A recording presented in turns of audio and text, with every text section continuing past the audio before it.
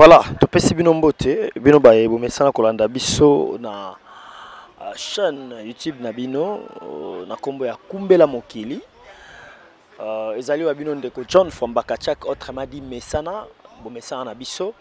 Merci parce que bosala biso confiance. Tant nous sommes na biso na ba itando eke na bino ce que tu na ba message ya bien pour na kosombi kinya makanisi biso na bino. Alors lelo tozali wana na bit soki beaucoup tuna toza wapi tozali na place de l'échangeur ya limete awa na Kinshasa na République démocratique du Congo wapi toye tosombi kinya makanisi na mambi matali makambo ekoleka makambo ekosalema wa biso so toyebe sika ya échangeur ezalaka bisiko wapi surtout bana poto ebele bisiko wapi batondisaka ba soda wa ekomaki place moko ya pour le cas eza mwa pasi kobanga tout ça mais lelo par la grâce de Dieu nangolu ya nkolo nzambe apesaki ba autorité ya Congo makanisi ya bakomisa yango mwa site mo touristique et comme le roi misé bisiko wa bakobombaka babiloko nyonso tu ya kala yebanaka na Kinshasa surtout na Congo et kobanda kobomba mawa kasi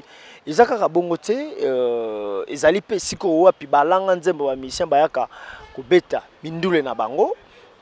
That's hour déjà les 17 il y a les 6 plutôt les 6 octobre ezali bongo concert monene o wapi alanga nzembo ya nkolo mama Godé Bondembe akoyeba ko prester nesika o ya kokumisa nzambe na talisa lokumu 3e édition et kozala sika oyo na ngwana toye tosola na ye toyeba masolo eza ndenge nini toko sanjola nzambe ndenge nini atitini esengi na bana nzambe ba adopté kasi ezali kaka bongo te boyeba ke kaka pona ba congolais te ba congolais ya ngambu pe ya Brazzaville bakoyi koya bana ya poto pe bokolanda biso bokoyi koya kokumisa nzambe na talisa lokumu 3e édition toyemba mopepe tozaba mopepe na pesi mbote na trésor mankulu mwana poto ya solo mwana Paris ya solo sans oublier bana nyonso tu ya Suisse bon séjour na Kinshasa na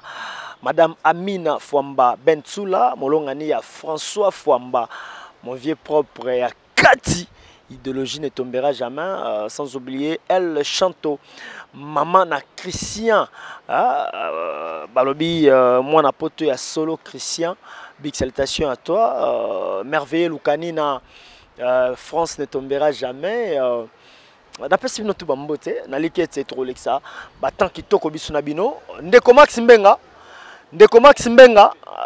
toza pe na ndeko Max Mbenga soko opusana bandeko boyebiye aza moko ya baye oyo balobaka bien na compte nzambe na mboka na biso soki penza na posola na ba information kitoko eza epa ya ndeko Max Mbenga azali pe moko ya coordination ya groupe Goshen musique oyo kamamaka na mama Godé Bondembe tokoyeba tosola na ye nano mwa moke po yebi boîte bien.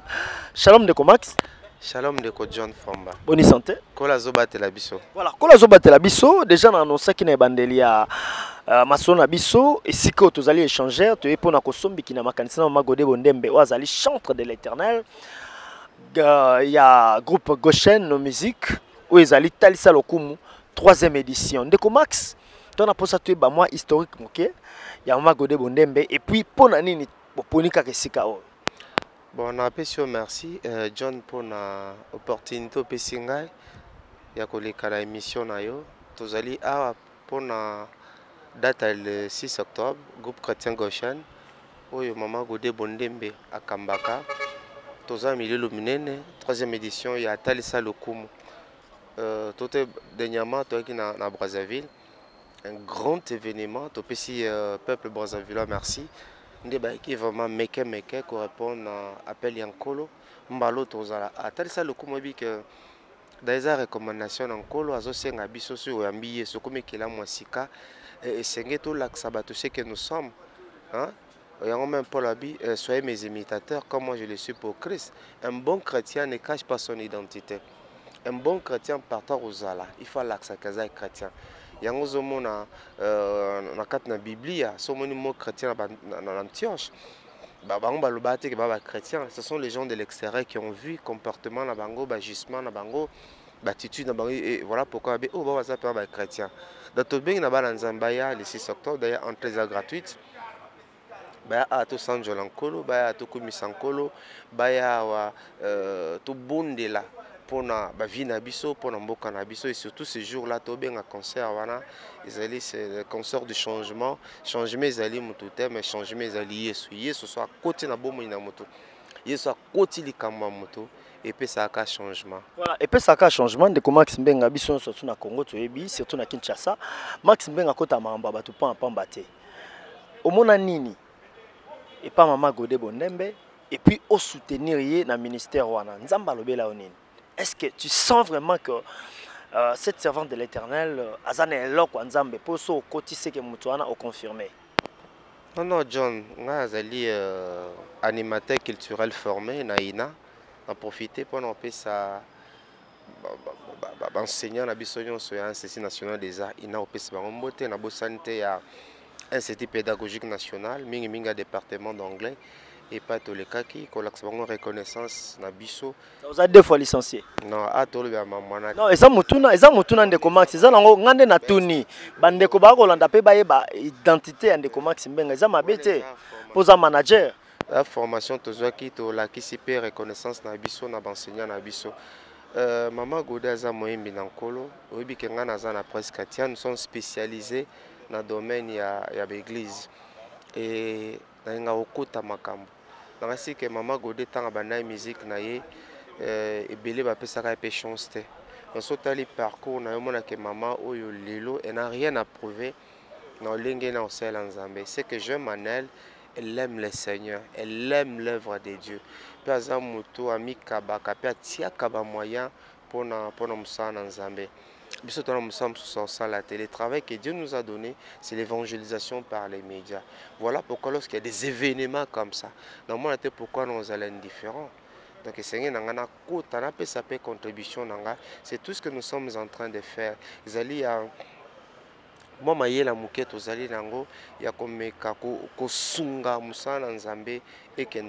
je crois que Maman Godé n'a flatté, aza bénédiction pour la musique chrétienne ya mboka na biso yo yebinga naza genre bato ba flatter bato te mais na moni na moi temps yo naza na mama na moni penza que c'est que j'aime Manel le sérieux dans l'œuvre de Dieu. Ce que j'aime en elle, c'est la détermination, la volonté. Et puis, et pas naïe, musique, c'est tout un ministère, c'est un business, c'est un cop. Et c'est aussi la musique c'est comme du lucre, mais aussi la musique ils ont répondre à un appel yankolo, ils ont répondre à un mandat ou ils ont pas nzambe. Voilà, ils ont répondre à un mandat ils ont pas nzambe. Neko Max, tu es bien que vous allez initiateur et coordonnateur journal télévisé chrétien, journal ya Yambo Afrique centrale, ya ba Christo le belaka ba Christo. Lelo yo to profiter 9 ans JTC. Au moni nini na niveau ya ba chrétien et za ba pasteur comme ba musicien chrétien. Et dans 9 ans, tu as une expérience makasi. Bon, 9 ans pour moi, c'était une joie. Tout le monde a des gens qui belé pe batia makele lamboko ba ils allaient soutien ils allaient soutien mais biso sans sponsor, sans partenaire, sans lisungi ya moto songolo pakala. Le logité c'est le 21 septembre. Le 21 septembre, 9 ans, mais je crois que nous avons raison, nous avons tout intérêt. Il y a pas Nzambe, il y a Nzambe merci. Pambate Nzambe wana soutenir biso, Nzambe wana atiki biso te 9 ans. Tu sais que lorsque nous commencions ces ministères, bato biso toujours na télévisé chrétien, ils se disaient c'est quoi encore? Est-ce que journal chrétien zalaka na ezalaka te ne facilement moi to yebite boye. Mais les lots c'est que John, comment le peuple de Dieu est béni. Ce qui est événement, les l'église, dans mon ami, batapoto, pour bandima. Tout bien, frère Max. Comment référence? Nzamba c'est que tout comme référence. Est-ce qu'il y a solo vraiment Koufi? Est-ce que les Kambango pendez ali à solo? C'est que Moussa n'a bisozo salema et salema malab. Toi, c'est 9 ans. C'est vrai que tu commis penzate mais Nzambe accompagné biso. Voilà, Nzambe accompagné bino, c'est que comme patron, pambouami pour les lots tomoni na makamba ba chrétien zande Max Mbenga. Et est-ce que au bénéficier na yango na 9 ans oyo, moi caméra, moi micro, moi mutuka et aussi na pas ba pasteur. oyo nde moto obimisi presque ba pasteur ebele pe par la grâce de Dieu ba pasteur amineno ba sala ka ba organisation aminene na Congo Max Mbenga zalaka na kati. Tant que pasteur aminene azalaka te il faut bango Yondo lui pasteur amené na zate, il y a des pasteurs biso to côtoya oyebi alobinga parmi ba grands pasteurs ya Congo. Les grands pasteurs azalaka, les grands pasteurs, les prêtres des prêtres, ils ont Yesu. Telemeli bango. Tenant même dans milieu politique comme waza prêtre te kinga na prêtre des non le prêtre des prêtres à Yesu. Grand pasteur azalaka. Les gens pensent qu'on est grand pasteur pour dans la chaîne à TV, muta grand pasteur pour que na rapporte zone, muta grand pasteur pour dans 10 000 membres, 15 000 membres. Non, grand pasteur azate, grand pasteur azali Yesu. Aux à peine 10 000 membres l'église, voilà combien de chrétiens. Vous avez combien de bateaux, comment on a beaucoup de bombes ici. On est la priorité. Nous avons un faux débat. Grand pasteur Azate. Grand Pambouami. Bon, obi que na milieu ba chrétien, on a Gaël Kalombo, prophète de leçons à contredire ngate. Obi que grand pasteur, obi que milieu ba chrétien au kabeza moi patient. Pasteur bakabate. Nabika milieu na biso lelo ya église ko kabeza moi patient. Mais tika ngonde comment? Ya na to ça la plus que ça vocation ils allaient appel. Ceux allaient kara elo ya ngamoro mutumena tika. Sika ngamoro mutumena nzoto. Nzoto kutalingana ngoli sute. Nzota boya na ina sala musalo nzota se aboya mais molimo nde mto esa nini molimo nde mto lingina sa sika na nzoto na sila tira kala mais comme molimo zo dominer nzoto voilà pourquoi nous continuons mais ba kanzamba za fidèle sika tozela papa on n'a rien à prouver le na milieu église nous sommes présents presque dans l'activité belé ya mboka oyo mais moi na que les malaisés par na biso boy que Dieu vous bénisse est-ce que nzamba autant tane gaël à la territoire que Dieu vous bénisse ani. Est-ce que costume moi na zongo ofele akota na maison mo boye apesi mbongo azu yango mais biso so musale pa moto que Dieu vous bénisse au moins pendant autant que pasteur azala makoke oh rappelle moi rappelle to rappelle amsuti lelo il y a des grandes églises bazolanda bosa pendant musala ya pasteur ti lelo bon moi yango moi John biso ya surtout sambela rapport binzamba za moi pendant que mona nzoto vraiment boya kanaye utalika be on a découvert beaucoup de choses dans le parcours, mais tu sais que nous avons bien fidèle. Il y a des foot malam. Peut-être pour tes frère Max, tu sais Joe Max, peut-être on va pas mbola yo.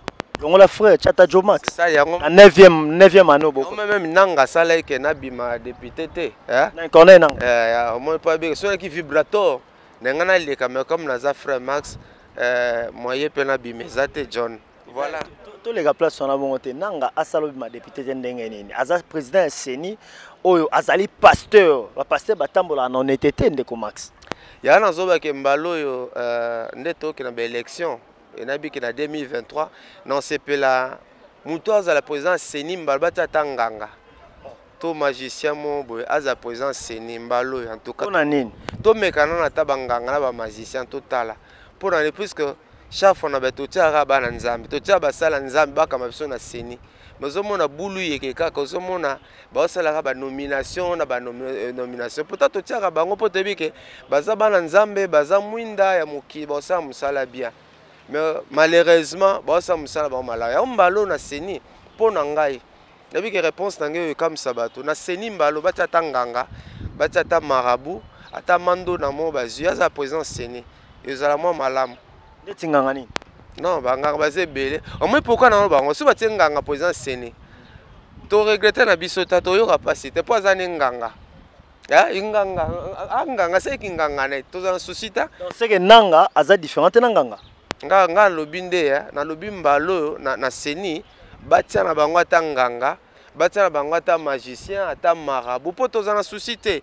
Depuis ka zane nganga résultat opesa que non bazu par exemple de Kolora Gaël Kalombo au président Seni tebe Gaël Kalombo assemble une église songolo pakala Gaël Kalombo za mwana nzamba solo mais comme joue application à résultat bon mona que non qui nous auto pende sali alors à quoi boya na ngimbalo yo batata banganga nganga moko za président Seni to nyo kwa mate souci ozala te po to ndima résultat na bo pété que non to tiena mitu que non le président Seni eza Jeje Mbuyamba za chrétien to longola ko na mitu na biso po miso bi Jeje Mbuyamba za chrétien que Jeje Sambela na bi na pese exemple na bi ka sambelaka abatie président Seni on me que toza frère Jeje reçoit musala bien tu vois tu as déjà une certitude wana. Mais ndeko Max, est-ce que wana ozokota doute na ki pasteur ya ndeko Corneille nanga to proposition surtout mona ndeko Corneille nanga kankenza komisaka pasteur abulisa ye na pigeon na sima ya pigeon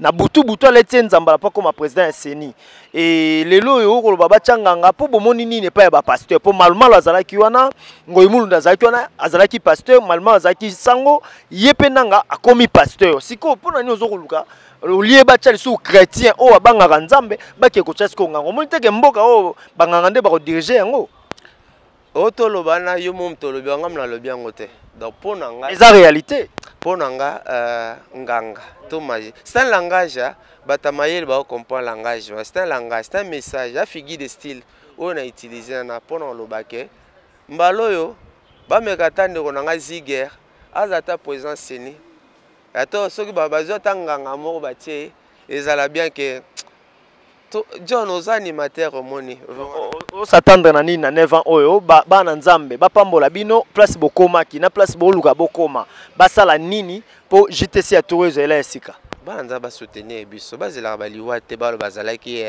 un bon journaliste azala ki soutenir bino na nini ba tona besoin ba caméra tona besoin peut la chaîne na TV batia biso ba makoki na ngaseke nzambe a osepela merci John peso matondi voilà merci na bino surtout bolandi biso wana ezalaki ndeko Max Mbenga Lofasa o azali coordonnateur ya Goshen Music oyo kama makana mama Godé Bondembe siko tozali ezali na limité na 18e rue na place de l'échangeur ya Kinshasa desika tokosomi kina ndeko Gaël Kalombo okopusa na mukie Gaël Kalombo pas azali moko ya ba journaliste o ba yambaka ba musicien chrétien na mboka na biso et yepe azane sika oyo et sengeli to yokaye par rapport ya activité kitoko yo mama Godé Bondembe azako bongisa le 6 octobre ne sika oyo ba musicien o pe ba alanda biso na mboka ya mikili na poto partout boape na posa bolekisa ba vacances mais vous déjà rendez-vous le 6 octobre awe ko yinda na ndengo sa entendez Gaël bonjour bonjour ndeko John bonne santé nzamba zobatela voilà nzamba zobatela to monyo pe échanger oui mama Godé Bondembe bien tout le monde a rappelé de temps à autre que ça émission na yé ben impression na yo par rapport à la prestation mama Godé Bondembe il y a en position na y implication dans la musique chrétienne ya mboka na biso les abonnés en tout cas parcours normal na mama Godé musala kitoko za osala et naza surpris na ngonga o nzamba mimil su musika pona koloba na biso que total lisa ya mbaloyo eza changement et sengeli vraiment et ça les surtout dans la musique chrétienne parce que tu as dit que musique chrétienne est avancée makasi mais fondement est athée donc zangi vraiment fondement et tant le changement je pense que et nanenge toujours nzamba memakaye et aibi pourquoi le lelo changement et rozalaka pour na peuple boya Holanda été mais rozala pe pour na peuple oyo bayoka lelo musique chrétienne au pe baza pe na besoin ya mbongwama na katia musique chrétienne. Voilà, topé ce matin. Merci beaucoup. Merci beaucoup. Tout à l'heure là, toza kozwa Mama Godé Bondembe moko toyoka message nini o anango pona bino peuple de Dieu bolanda biso na Kinshasa na Lubumbashi partout dans le monde entier bozuli bakwa kolanda biso et tokosombiki na makanisi biso na bino à très bientôt. Vraiment.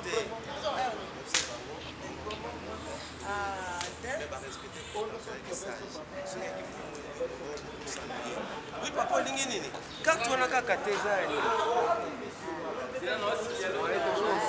si bandeko ya Star pour Jésus ndenge toyebisaki bino esiko wapi tozali na place échangeur ya Kinshasa na République du Congo bisiko wapi to ekosombeki na makanisi na mama Godé Bondembe tolobi événement moko kaka na Kinshasa yo poza na poto oza na Brazzaville oza na Lubumbashi oza partout sengeli na yo oya ko chama tambe o meka nzambe ya mama Godé Bondembe talisa lokumu parce que nzambe akomisa biso mopepe événement ezali bongo mokolo ya le 6 octobre na sika eye na yango to sepelaki tozoye moko apesa biso ba ample information na mambi matali événement wana ko salama le sika. Shalom mama Godé Bondembe. Shalom papa John. Oni santé.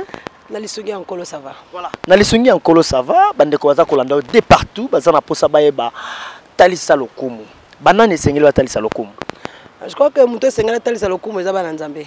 Eza ba mopepe parce que mopepe yana ndi mona nzambe. Alors ko talisa lokumu eza pe nini? Et ça peut qu'on ligne et bapagan nous banzambe parce que la mission d'amba pesibiso. Parce qu'au fait que tel c'est le coup mais vivre de la manière dont le Seigneur veut que nous puissions vivre. Quoi adorer Nzambe, c'est obéir à la parole de Dieu. Moto to sur le banzambe a ça la mission. Et ça ko benga bo bazali banda bakota na kati. Mwana Nzambe bo mo na tel c'est le coup et puis ko tel c'est le coup ça ali benga la biso bapagan wana. Bondela pona bango, inviter bango, aïté bango peut ba yamba Yesu pour bango comme ko tel c'est le coup. Donc tel c'est le coup c'est une vie où ils ont prouvé que oyaza Yesu et bien en church ba benga ke ba disciple ba chrétien pour ba loba quitter. Batu ba moni ba osala lokola Yesu ba otambola lokola Yesu ba mona lokola Yesu ba lobi ke baza ba chrétien nana besoin kana loba te ke na za chrétien muto amona nda benga nga chrétien mais ngana tika ko loba yango talisa lokumu poko loba mona ko passe voilà kolba mona ko passi ozoki ndingisa wana ndenge nini est-ce que eyaki eza rêve nzamba lobela yo po ekoma lokola bon to benga yango doctrine pour la troisième édition, première édition, c'est le cas. Merci beaucoup. Je crois que c'est une vision on ma pessibiso. Et puis la vision on dit que ça a révélation on ma pessibiso. Alors révélation on a tout le qui bosse les saluts des âmes. Donc c'est quelque chose d'inspiré, ça réfléchir qui n'a pas de kanisa. Concept ni na autre chose té. Donc vandi c'est vrai dans le bela biso na bandenge belé moyen biso on est nga le bela ngate. Pour ça pe na ndenge le bela kayo. Le plus important c'est que ceux qui nzamba lobi ko kisama kaka. Alors Dieu nous avait parlé par rapport à cette vision de Talisa Lokumu Yesu et révélation pendant les saluts des âmes, mais aussi nous approcher devant le trône de grâce. Tout ça que se servi na ba concert na biso lokola ba support, mais en réalité ça concerté. Et ça cadre on nzamba pesi bato pour na ba sopamité na bango na présence na ye, ba kota na intimité na ye pour nzamba mo na patanga mitema na bango, mais également cadre on nzamba bon c'est pour na belé pe ba bongo la mitema na bango pa Yesu. Maman Godé Bondembe ulukaka nini po to mona ba concert na yo to moni ba ndeko no pe ba balanga nzembo misusu concert action de grâce adoration mais à quel tarif banda na yeba Maman Godé Bondembe non na yo kati ache entrée monta songolo pakala mochaka ngoka yo fele uzanga posa mbongo te ezali kamba ozanga posa mbongo te mais ezali kamba vision te na biso que za vision yuti na ngate.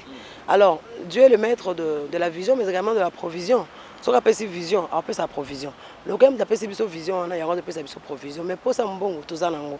Mais to rekite ko barrer ba nzambe route ba ko adorer te pourquoi parce que mbongo il faut le bossoter on est dans vision nzamba pesi bisote.